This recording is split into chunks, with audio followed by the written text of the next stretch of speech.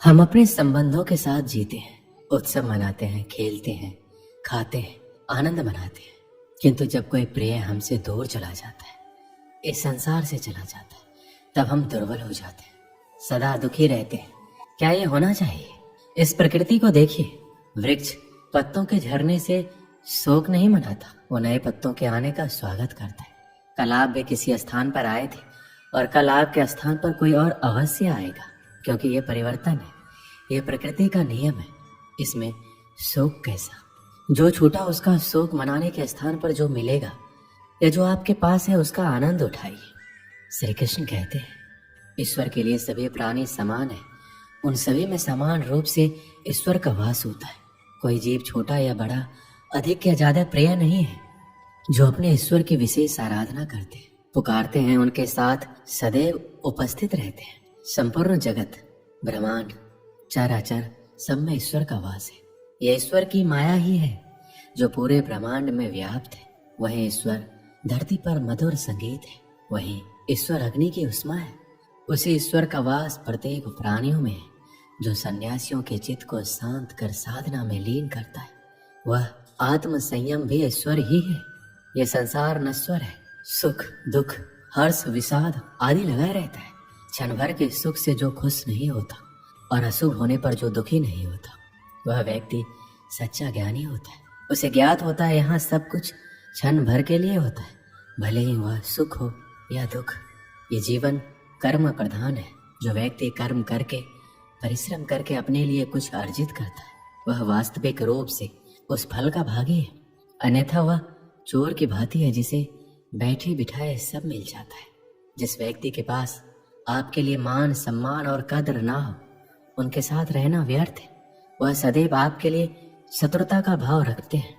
ऐसे व्यक्ति के साथ रहने से उत्तम आप अकेले रहें। श्री कृष्ण कहते हैं, इस जीवन में अधिक सीधा होना, सरल होना भी अनुचित है। जो सरल और सीधे स्वभाव का होता है, लोग उसका अनायास फायदा उठाते हैं। ये जीवन एक रणभूमि है, यहाँ निरंतर संघर्षों का सामना करना पड़ता है। इस संघर्ष रूपी महाभारत में स्वयं अपना सारथी, अपना मार्गदर्शक और योद्धा बनना होता है। जिनकी किस्मत अच्छी होती है, जिनके पास किसी साधन की कोई कमी नहीं होती, वह थोड़ा सा भी कष्ट नहीं झेलती। थोड़ी सी भी कमी होने पर भगवान को कोसते हैं। वहीं जिनके पास अभाव होता है, जिनके पास साधन की कमी होती है, उनके पास थोड़ी सी भी बरकत हो या खुशी मिले, वह भगवान को धन्यवाद करते हैं। ये पृथ्वी नश्वर है, यहाँ सब कुछ गतिमान है। जिस प्रकार सुख दुख में जीवन आता जाता है, उसी प्रकार मृत्यु और जन्म यहाँ लगा रहता है। इसमें खुश होना या दुख मनाना व्यर्थ है। मुंह से माफी देना और हृदय से माफी देने में काफी अंतर है। मुख द्वारा दिए गए माफी को तत्काल प्राप्त किया जा सकता है, किंतु दिल की माफी प्राप्त करने में उम्र बीत जाती है। प्रभु अपने भक्तों की सदैव परीक्षा लेते रहते हैं। इस परीक्षा में भक्तों को अनेकों कष्टों का सामना करना पड़ता है। सामान्य लोग इसे अपना दुख मानकर पीछा छुड़ाते हैं, वहीं साधक तथा प्रेमी प्रभु की इच्छा समझकर उसका सामना करते हैं। सांसारिक सुख क्षणिक होता है। जो सुख आज प्राप्त हो रहा है, वह सुख स्थायी नहीं है। यह सुख आपके साथ सर्वदा नहीं रहने वाला। आपको दुख भी प्राप्त होगा, परंतु संसार से वियोग अर्थात मुक्ति परम आनंद को प्राप्त कराती है। यह ईश्वर तक पहुंचाती है। माना जाता है जीवन के पूर्व कर्मों का फल इसी जन्म में होता है। जितने भी रिश्ते नाते सुख दुख व्यक्तिगत जीवन में प्राप्त होते हैं, वह पूर्व जन्मों का फल है। वरना कौन इतनी बड़ी दुनिया में आपसे दिल लगाता है? राधा और कृष्ण दोनों अवतारी थे। दोनों का जन्म कुछ विशेष परिस्थितियों के लिए हुआ था। उन दोनों का मिलना बिछड़ना बस एक प्रक्रिया मात्र थी, जिनके माध्यम से प्रेम का वास्तविक रूप समाज में दिखाना था। आस्था और प्रेम पर व्यक्ति का स्वयं नियंत्रण होता है। जहाँ आस्था और प्रेम लग जाता है, वहीं श्री कृष्ण के दर्शन हो जाता है, क्योंकि श्री कृष्ण सर्वव्यापी है। कृष्ण को जो भी भक्त सच्चे हृदय से पुकारता है, वह उनके साथ सदैव खड़े हो जाते। प्रहलाद जैसा विश्वास, भीलनी जैसी आशा और द्रौपदी जैसी पुकार, मीरा जैसा इंतजार अगर सभी शुद्ध हो, तो कृष्ण को तो आना ही पड़ता है। आशाएं व्यक्ति को दुख के मार्ग पर ले जाती है। आशाएं बड़ी प्रबल होती है। आशा अनुरूप कार्य होने पर जहाँ खुशी मिलती है, वहीं आशा के विरुद्ध कार्य होने पर दुख का पहाड़ टूट जाता है। व्यक्ति जीवन में आशा दुख का प्रमुख कारण है। जो लोग ये कहते हैं अपनों के आगे झुकने में बुराई नहीं, उन्हें मालूम होना चाहिए जो अपने होते हैं वो कभी झुकने नहीं देते। श्री कृष्ण कहते हैं जब से मनुष्य का जन्म हुआ है जान पहचान का, और आज के युग में तो व्यक्ति का मूल्यांकन ही इससे किया जाता है। उसकी पहचान कहाँ तक है? क्यों? आपके आसपास भी कई ऐसे लोग होंगे जो पहचान के बल पर आपको बना देते। ऐसे कई लोग होंगे जो पहचान से काम पा लेंगे, धन अर्जित कर लेंगे, किंतु आप तनिक सोचिए, क्या ये ठीक है? पहचान से मिला काम आपके साथ तब तक रहेगा जब तक आपके उनसे मधुर संबंध होंगे। जब तक आपके उनसे मधुर संबंध होंगे, संबंधों में खटास आई और काम निकल गए हाथ से, तो अब क्या किया जाए? इसका उत्तर है काम। अपना काम पूरे मन से करो, अपना काम निश्चल से करें, क्योंकि पहचान से मिला काम अधिक समय तक नहीं टिकेगा, किंतु काम से मिली पहचान युगों युगों तक टिकेगी।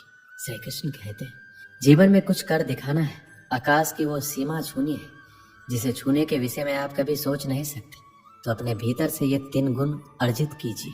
पहला, अपने लक्ष्य को पाने की चाह, लगन, यह आपसे वो करवा सकता है जो आप कभी नहीं कर सकते। दूसरा, साहस, संकट उठाने की क्षमताएं आपसे वो करवा सकता है जो आप करना चाहते हैं। और तीसरा है अनुभव। अनुभव आपको ये बताएगा कि आपको क्या करना चाहिए। तो जिसने चाह, साहस और अनुभव इन 3 गुणों को पा लिया, उनके लिए संसार में ऐसा कुछ भी नहीं जो वो नहीं पा सके। स्वप्न और लक्ष्य कितने समान लगते हैं। इन दोनों की व्यक्ति कल्पना करता है, इन दोनों को व्यक्ति पाना चाहता है, और ये दोनों पूर्ण हो तो व्यक्ति स्वयं को भाग्यशाली भी समझता है। किंतु इन दोनों में अंतर है। अंतर ये है कि स्वप्न के लिए बिना मेहनत की नींद चाहिए और लक्ष्य के लिए बिना नींद की मेहनत। जो व्यक्ति स्वप्न में देखने में रह जाता है, उठने के पश्चात उसके हाथ खाली रहते, और जो व्यक्ति मेहनत करता है सोते समय उसके हाथ उसका लक्ष्य होता है। इसलिए यदि स्वप्न भी देखो तो लक्ष्य समझ के। दीपक जलाने का कार्य कितना सुखमय होता है। प्रकाश की ये लौ मानो भीतर जाकर मन में उल्लास भर देती कि ये मैंने क्या कर दिया, मैंने इसे बुझा क्यों दिया, जबकि इसी से मैंने अन्य दियों को जलाया है। क्योंकि जब तक ये तीली अन्य बातियों को जला रही थी तब तक ये जल रही थी, किंतु जब इसने ऐसा करना छोड़ दिया तो इसे स्वयं बुझना पड़ा। जीवन में इसी प्रकार प्रकाश देने का नाम है। जीवन में शुभ काम करोगे, परोपकार करोगे, किसी की सहायता करोगे तो जीवित रहोगे, और जिस दिन ये देना बंद कर दिया, श्वास लेने के पश्चात भी मृत समान होगी। इसलिए जब तक श्वास है, आशा रूपी प्रकाश का संचार करते रहिए। विश्वास कीजिए मृत्यु के पश्चात भी अमर रहेंगे। एक समय की बात है, तूफान में फंसकर एक समुद्री जहाज तहस नहस हो गया। उसमें बैठे सभी यात्री समुद्र में डूब गए, बस एक आदमी को छोड़कर। भगवान की कृपा से वह किसी तरह बच गया और बहकर समुद्र के किनारे आ गया। उसकी बेहोशी टूटी और आंखें खुली तो उसने खुद को एक उजाड़ सुनसान द्वीप में पाया। वह भगवान से प्रार्थना करने लगा, भगवान मेरी मदद करो, कोई मदद यहाँ भिजवा दो। दिन गुजर गया, रात हो गई, लेकिन उसके लिए कोई नहीं आया। समुद्र किनारे सोकर उसने रात गुजारी। अगले दिन उसने फिर भगवान से मदद के लिए प्रार्थना की, लेकिन कोई मदद नहीं आई। इसी तरह कुछ दिन गुजर गए। उजाड़ द्वीप की जिंदगी को अपनी किस्मत मानकर आदमी ने कुछ लकड़ियां और घास फूस इकट्ठा कर अपने लिए एक झोपड़ी बना ली। टूटे जहाज से बहकर आई चीजों में से उसने अपनी जरूरत की चीजें इकट्ठा की और झोपड़ी में रख ली। उस झोपड़ी में रहकर वह दिन गुजारने लगा। एक दिन वह भोजन की तलाश में गया हुआ था। वापस लौटा तो देखा कि झोपड़ी में आग लग गई।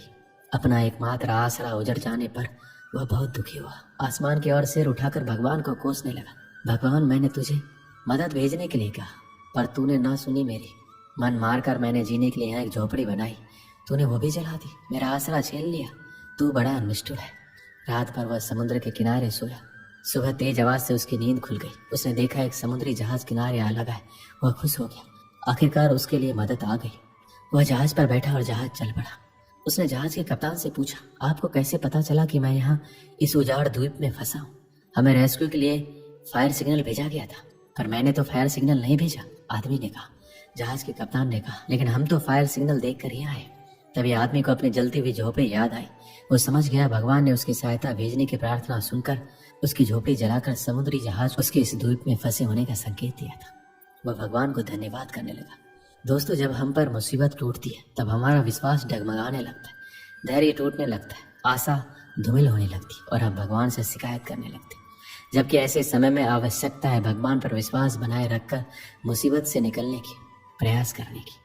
उस आदमी ने झोपड़ी बनाई तो भगवान ने उसमें आग लगाकर उसे उजाड़ द्वीप से निकलने में मदद की।